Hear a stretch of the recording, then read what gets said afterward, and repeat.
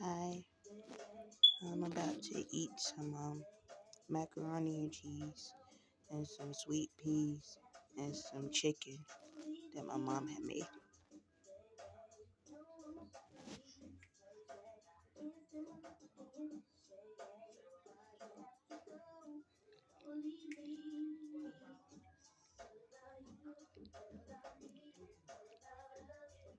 The chicken got some homemade barbecue sauce on it that my mom had made.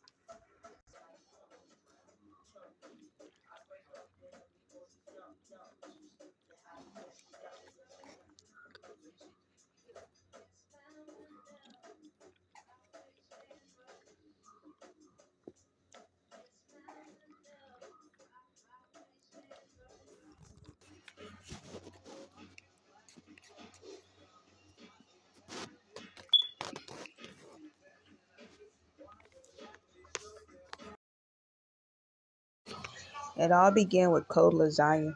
I'd made a glorious tray of lasagna the night before, layering it with 3 types of cheese because I firmly believe more cheese solves most problems. However, I'd made too much, and now the rest sat in the fridge, whispering, "Eat me," every time I opened the door. So there I was, standing in my kitchen, holding the lasagna on a plate, when I noticed my microwave. It looked innocent enough, but little did I know, this thing was about to wage war on me. I put the plate in, punched the buttons confidently. 2 minutes, full power, and hit start. The microwave hummed like usual, and I turned my back to grab a fork. That's when I heard it pop, followed by an ominous whir cluck. I spun around to see the microwave shaking. Yes, shaking. It was doing what can only be described as a terrible robot dance. "Calm down," I yelled as if that would help. Then came the smell. A burnt, smoky scent wafted through the air. I yanked it open the door to stop the madness and was immediately hit with the sight of my lasagna looking like it had been through a volcanic eruption. Cheese had exploded everywhere, on the sides, the ceiling, and somehow defying physics on the outside of the microwave. But the lasagna wasn't a real issue. As I stared in horror, smoke began billowing from the microwave like it was auditioning for a heavy metal concert. The smoke detector went off, blaring loudly. My cat, Mr. Whiskers, who had been peacefully sleeping, bolted across the room and launched it himself into the curtains. "It's fine," I yelled, waving a dish towel at the smoke. Of course my dish towel caught fire.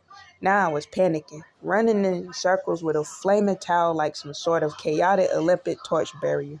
I finally threw it in the sink and doused it with water, but the damage was done. The smoke alarm was still screaming.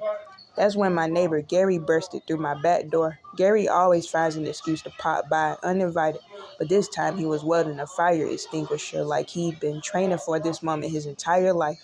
"I smell smoke," he shouted, spraying the entire kitchen before I could stop him. By the time the chaos settled, my lasagna was a charcoal brick, and my kitchen looked like the aftermath of a food fight. And Gary was explaining how back in his day, microwaves didn't exist and everyone just cooked it over a fire. I still don't know what happened to that microwave. Did it just give up on life? Never know. But I do know one thing.